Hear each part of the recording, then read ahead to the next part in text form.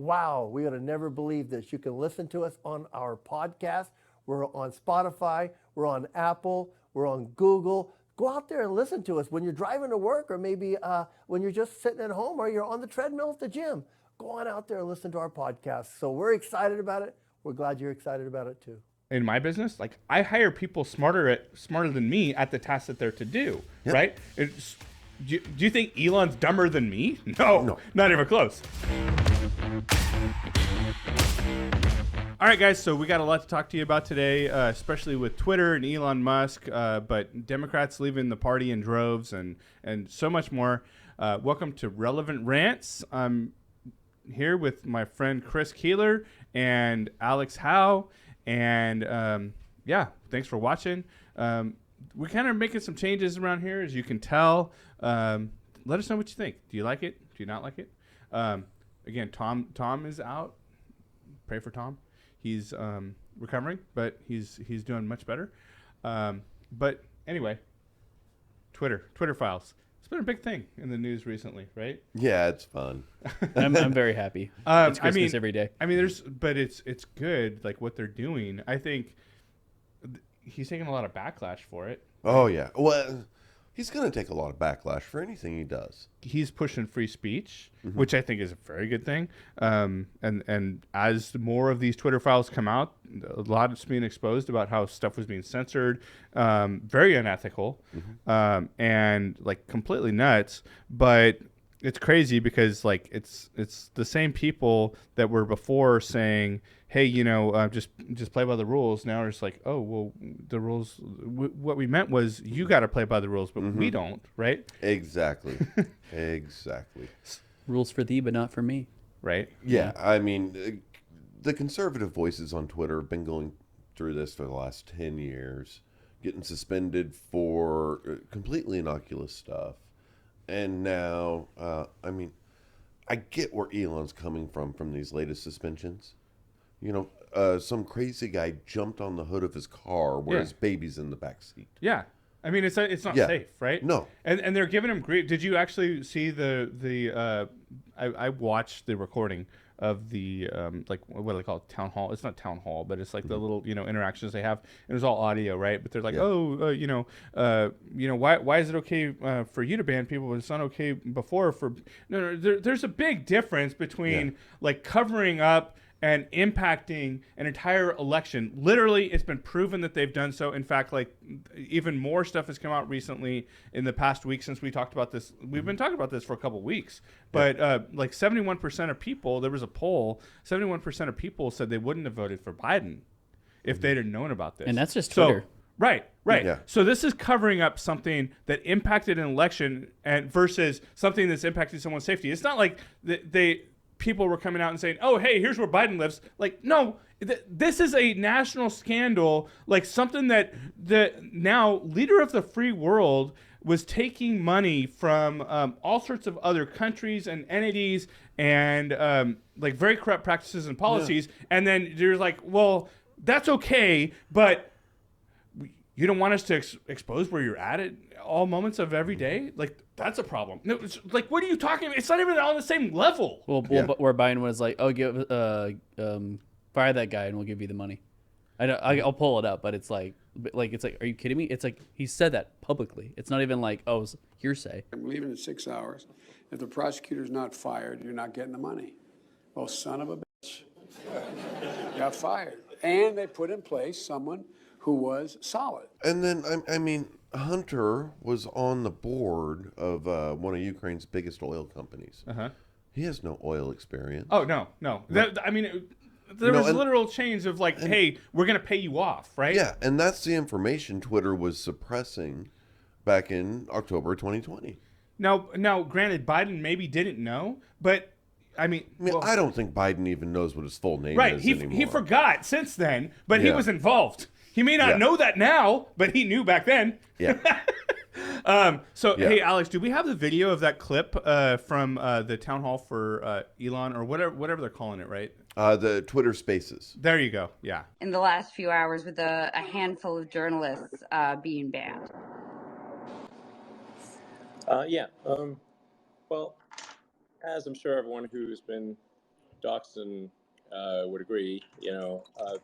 Showing real-time information about somebody's location is inappropriate, and I think everyone on this call would not like that to be done to them. And there's not going to be any distinction in the future between journalists, so-called journalists, and regular people. Everyone's going to be treated the same. You're not special because you're a journalist. You're a Twitter. You're a citizen. So no special treatment. You dox, you get suspended. End of story. That is the thing. These guys think they're elitist and above everyone. They're like, oh no, we're journalists, right? First of all, you're not even real journalists, and that I think that was kind of like interesting that Elon kind of slid that in there. So-called journalists, right? Yeah. But they're reporting fake news a lot of times, and I think it's been established. Like, do I even need to say the allegedly word here? Alex? I don't think so. But they're like, he's like, no, you're not special. You're the same as everybody else. Your job is just to tell people information. Now, hopefully your job is to tell people factual and truthful information. A lot of the times you're telling people that are just straight lies or misinformation or hiding up information. And that's one of the things that the Twitter files has come out bigly, if I can use a word from Trump, to really expose is, how they've covered up that information. I mean, I majored in journalism the little bit of time I was in college, and it used to be all you do is get the facts, report the facts. You weren't supposed to try and guide any sort of narrative. I mean, you always could. It's pretty simple. Even me doing still photography, I could make someone look happy or sad or mad. Yeah. All in one shoot. I think they do it all the time with Trump. Well, yeah, and then I had a friend that was working at a local newspaper here in the general area, and they had a running gag. This was 20 years ago, that for a mugshot or headshot on a little article where they only have that little tiny one down there, they got the worst picture they could find. Anywhere. Yeah, they tend to try to do that, yeah. Yeah, back then this was before you had Google Images and all that stuff. Right. It was off the AP wire, but they went and found the worst one they could catch them kind of like that in the middle of talking, and you can make anything look how you want. And they do. They made it. They've made entire careers off of it. But then they involved what a lot of people consider our virtual town square, right? Twitter, and worked with them. And what I think is crazy, and we'll go back to play the rest of this clip in a second. But we were talking off air a minute ago about how there's a lot of spies and ex-FBI and ex-CIA and ex-law enforcement. Yeah, right. Good point, Alex. Right? Are they allegedly working on Twitter's payroll to this day?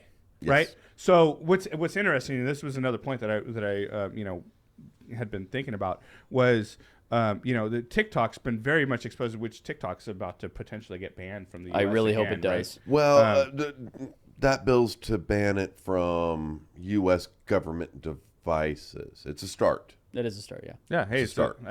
It's something. Hey, I think if all they say about Twitter is true, and I think it likely is, allegedly, you're welcome, Alex, then they absolutely should do that, right?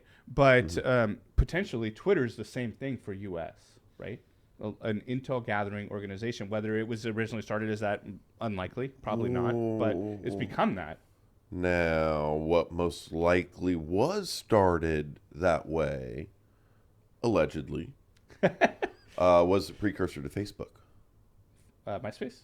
No. The Facebook, Friendster? Right? Yeah, something like that. Friendster? It like was the college one? Or something like yeah, that? but it was started by Zuckerberg, I believe. Okay.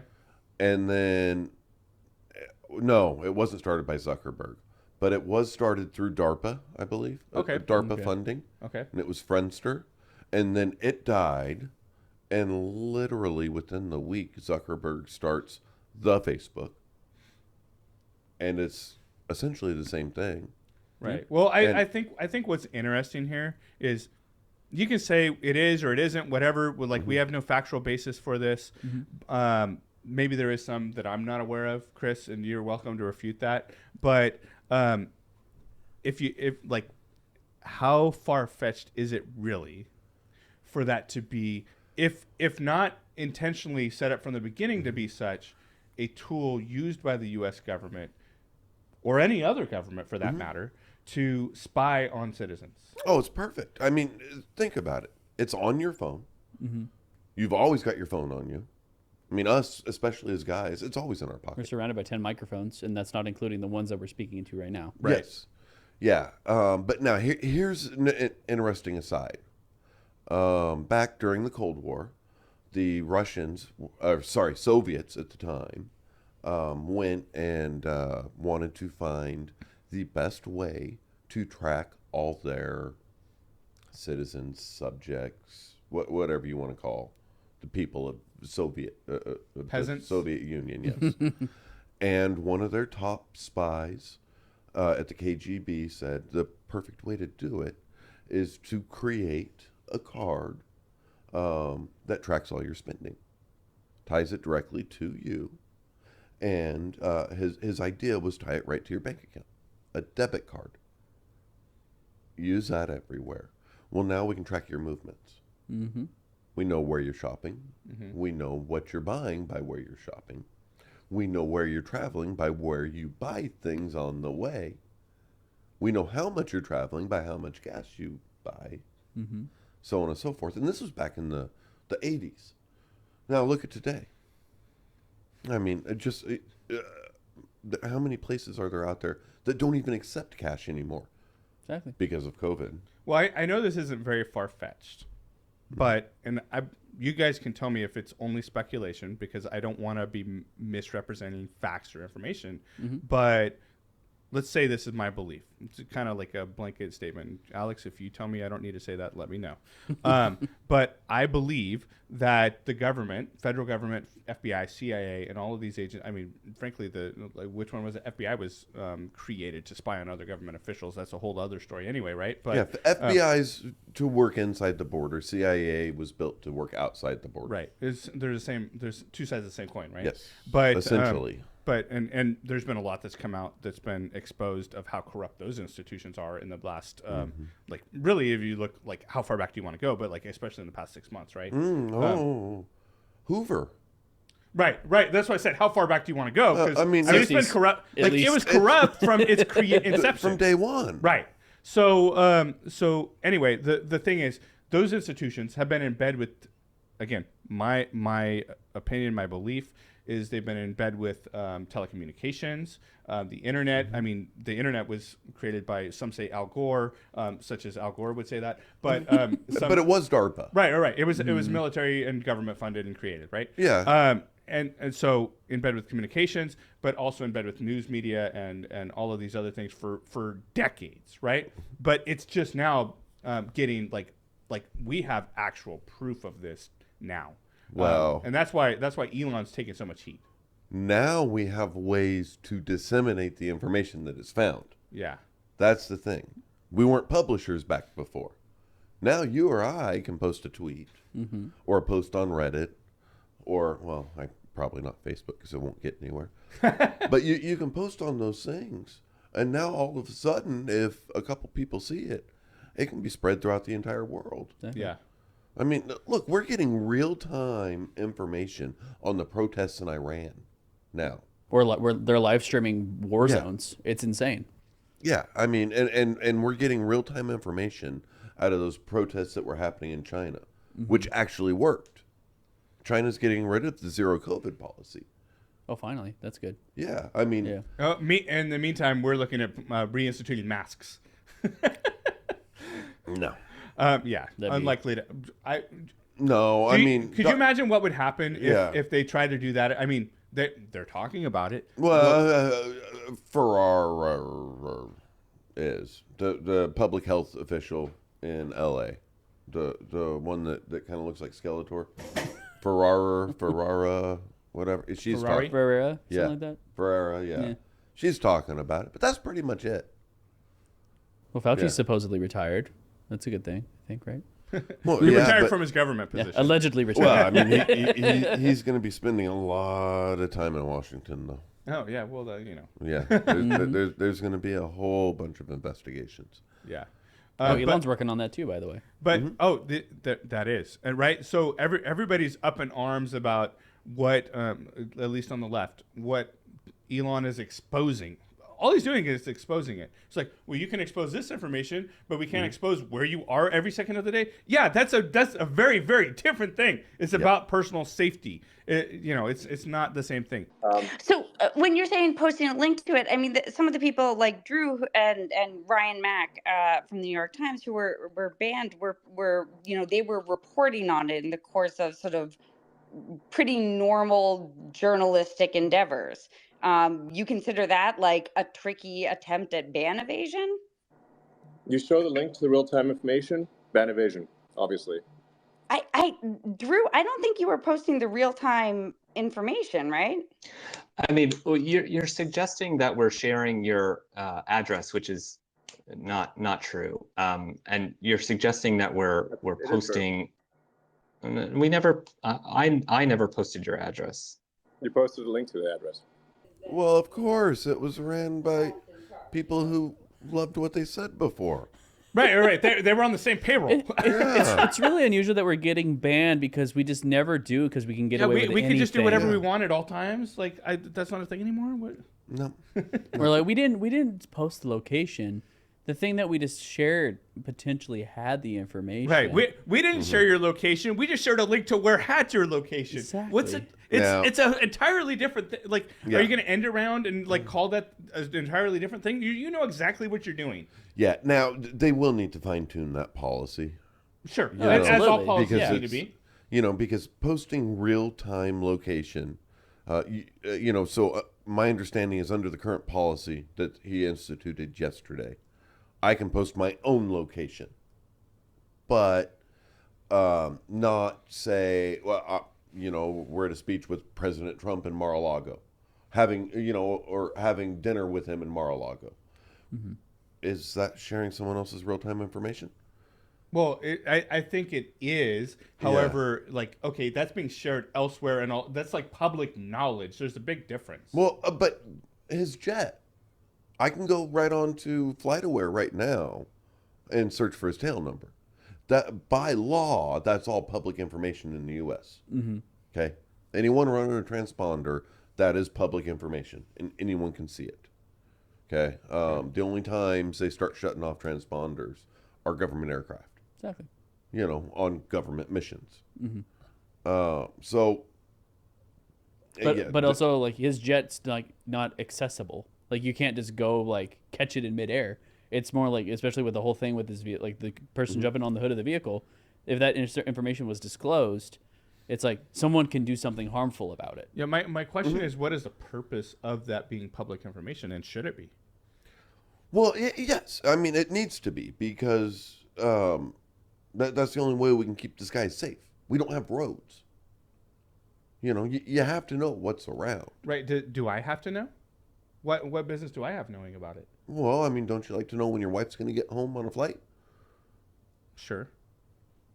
It's the same system for all civilian aircraft, whether it be a private jet, whether it be your friend's Cessna, or here in Bakersfield, a Harmon rocket, a little kit plane, or a 747 or a cargo jet. Mm-hmm. I think the point is they're highlighting it, right? Mm-hmm. I mean, you're right. It is public information. So. I mean, no one had an issue when everyone was tracking Pelosi's C-130 headed over to Taiwan a couple months ago. It's true. I mean, to the point where, Twitter didn't have an issue, but that was before Elon. But what ended up happening with that was it was a U.S. government C-130. They shut off their transponder. Mm-hmm. So it couldn't be tracked anymore, which the government can do on official government missions. Mm-hmm. And of course, transporting the Speaker of the House, number 3 in line to the presidency, is an official government mission. Yeah, even unofficial government missions, that's when it's usually off. Yeah, exactly. I mean, yesterday I went out to smoke out front right here, and I heard a strange sounding airplane. It had a weird whine on the engine. Mm-hmm. So I opened up my flight tracker and looked, and it was a charter jet that was supposed to be flying from Livermore to San Luis Obispo. Mm-hmm. Flies over our office at 2,000 feet. Whoa. They loop around and land at BFL. Huh, something happened, or they need to refuel or something. I mean, it sounded to me like there were some engine issues. It was a very strange sound. Mm-hmm. You know, it's not strange to hear low planes around here because we are on an approach path, Very one important. of several. You know, we're right in the middle of town. Planes fly over all the time. But yeah, things like that. And I also kind of feel like with the whole Twitter thing, the left is very much like, this could like burn Twitter to the ground and stuff like that. It's like, even if Twitter does not stick around for very much longer, I think Twitter deserves to like burn to the ground. And then can we do Facebook next? And Right. then TikTok, because it's like they've had their toys for too long, and basically it's just manipulation across the board. And so the fact that Twitter's no longer playing that game, that's what they're upset about. And so it's like, if it means burning it down figuratively, so be it. Like, one less thing for them to use as a weapon. Also figuratively. I mean, hey, as long as he puts it out there in black and white, Yeah. you know, I don't think it would be wise for him to just do what the last group of leaders did and just willy-nilly say, yeah, you can't do that, but I like that guy so he can do it, but I don't like him so he can't do it. And, you know, I don't like the way they're doing it, so no. Put it in black and white, set a policy, and let everyone follow it. Exactly. You know, I'm perfectly fine saying, no, journalists, you got to follow the policy too. Well, and I think one of the things that Elon's been criticized about is, well, you didn't create that, or you didn't come up with that on your own, or whatever, which some of it he did, but... He made it profitable. Well, he made it profitable, but his mind worked in such a way that he connected the dots. Well, right? And what makes a great businessman, it's the same thing that makes a great coach. I can't do it all, but I know how to find the people that can. I mean, that's I don't know how you guys run your business from this aspect, right? We're obviously, have some business relation, but in my business, like, I hire people smarter than me at the tasks that they're to do, right? Do you think Elon's dumber than me? No, not even close. He's like 10 times smarter than me. But so is he going to hire people that have already figured stuff out? That he's figured some stuff out, but he knows the people that have figured out stuff even further than him, and he hires specialists to get it done. Well, or also, like, what if you walked in here and then there was 20 employees and one of them set up that camera, and then a second one set up that camera? Right. Like, it's like, it doesn't make any sense. No. So cut it out. And then there was 18 others that their job was just to drink alcohol. Exactly. Yeah. Well, and another 20 just to serve it. Yeah. Exactly. But no, so he's cut the staff by what, 75-ish% now? Right. He got rid of all the fat. And Yep. has anyone noticed a difference? There's more integrity and more transparency use on the Twitter platform more. that there ever been. Yeah, but I mean, in the actual function. No. I mean, there was 2 or 3 weeks ago, he did apologize that there was one slight setup issue, and it caused longer load times by several milliseconds. Yeah. Yeah. We're sorry for the You know, and I mean, and he had already surrounded himself by tons of extremely bright engineers at his other businesses. SpaceX, which he owns lock, stock, and barrel, and Tesla, which he controls. Yeah. You know, and he's brought in... Not to mention Solar City and other ventures that there's lots of stuff he's also working on that aren't even like big headline items. Boring Company, which we've all heard of. Yeah. But how many I can't wait companies? until they get Vegas set up. But I think what's interesting is, as we're watching all of this, simultaneously, there's people that in droves are leaving the Democrat Party, including sitting senators. Yes. Right? So we were talking about that earlier, right? Yep. Kirsten Sinema Yeah. being one of them. But potentially there are others. And, unfortunately, I don't know exactly Tulsi who. Maybe Gabbard. Alex, you can pull it. Huh? Tulsi Well, Gabbard. Tulsi left, but she's not But holding any there, office right now. There are others that are sitting senators that are potentially going to be leaving the Democrat Party as well, allegedly. You gotta think I can see his face right now, but I can't remember his name. But the senator from West Virginia. West Virginia is red as can be, and he is one of the old blue dog Democrats, very moderate, pro energy, and he's not near as far left on all these social issues. I could see him actually defecting all the way over to the Republicans. But so let's talk about the implications, because you know a little bit more about this than I do. So let's. Well, yeah. So it was 51-49 after Warnock won re-election. Yep. So Sinema moved. Allegedly, Well, he won. he's in office. Yeah. Well, I mean, He allegedly won. I mean, even the Secretary of State is a Republican. My belief, it's going to get worse before it gets better, but people are starting to wake up. And Twitter is part of this, right? It's only one part of it. But the fact that stuff's being exposed and people are seeing the truth, we have large percentage of young people leaving the Democrat Party, which is phenomenal, fantastic, because they're waking up and getting like educated, right? But not, and I'm not talking about the education of like the liberal college campuses. I'm talking about real education about how stuff really works. But when sitting senators are leaving those parties, you know something's up, right? Because they're on the inside. They know what's going on. Oh, yeah. And I bet you the people my age that are on the fence seeing the Twitter files, they might be like, oh, maybe I'm on the wrong side.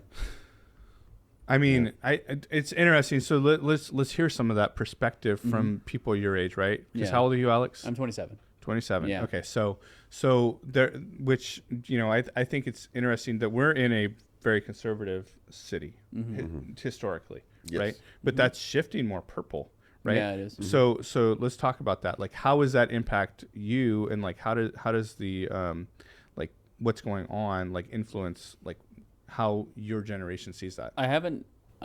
So most I have like about half my friends are liberal, but they're like very like down the middle liberal, and I actually haven't poked them on this in a long time since 2020. One of my friends, he was upset that I voted for Trump. However, I don't think he's as upset anymore. And I want to poke his brain on the stuff that's happening recently with the Twitter files. If he's only paying attention to the left's media still, I don't think he's going to change his opinion. But I think less of my friends specifically, but I'm really hoping that the average person my age that may be on the fence or maybe still leans to the left a little bit just pays attention, because I think paying attention is just enough to be like, oh, maybe this is not the right way to go about things. And maybe they don't have to convert entirely, but maybe they'll be more down the middle, or maybe it's just like inching back down to this insane like crazy like side of the left that we're seeing now. Well, and as we like to kind of like leave everyone with a feel good story, I think that is I agree. it, right? Absolutely. People are waking up. They're getting sick of it. They try to influence the election, right? By withholding information. But like it's getting so bad that they just like, we can't just not talk about this anymore. Yeah. Exactly. Or like even like there's the average liberals like I think even Elon mentioned this. He was saying, I never changed. You guys left me. Right. So what am I supposed to do other than become conservative? So the entire time he was a citizen, up until this election, he voted Democrat the entire way. But he is far right now. Oh yeah. Yeah. Well, considered far right. Yes. But he hasn't changed. No. Just so the way you had put it, it's like he didn't become conservative. Conservative became him. Exactly. You know what I mean? Yeah. It's like you talk about the Overton window has shifted. But what I think it's shifting back the other way. I agree. People are waking up. Yeah. And that's the good news. And I also watched, and speaking of also good news, and it's more like I think like classical liberals would agree with this, is so Steven Crowder and Milo, I forgot his like last name or whatever, and then another Yiannopoulos yeah, or whatever, Yiannopoulos. They had like a little conversation. It was like a comedy show / conversation with a classical liberal woman. I forgot her name, but I could probably pull it up. Yeah. Everything that she said, I agreed with, and I was like, "Oh, this is what liberalism used to be." Right. Well, no, I don't think it was liberalism, right? Yeah. But the Democrat Party. Yeah, Right, yeah. right. But like there was like maybe 1 or 2 things I disagreed with, and it wasn't even like a harsh disagree. It was more Well, like, what's interesting, you know, another example of this, like Bill Maher, right? He was someone that you and I definitely, probably you as well, would have considered far left. He like, was. 10 Really? years ago. Yeah, I mean, 15, Even, like, 20 2 years years ago. ago when I started hearing who he was. I couldn't watch him. He was far left, and then this last 2 years, I keep COVID was pushed him. Yeah. Well, Yeah. But I think the point that the point I'm trying to make is people are waking up and Yes. they're starting to think for themselves Yes. and realize, like, oh, we can't go down that road. That's not a good road to go down. Nope. So exactly. I want to leave you guys with a bit of good news. Another bit of good news. Tom's recovering. He's doing better. So continue to pray for him. His wife's now feeling a little ill. But thank you guys for watching. Have a great day. God bless.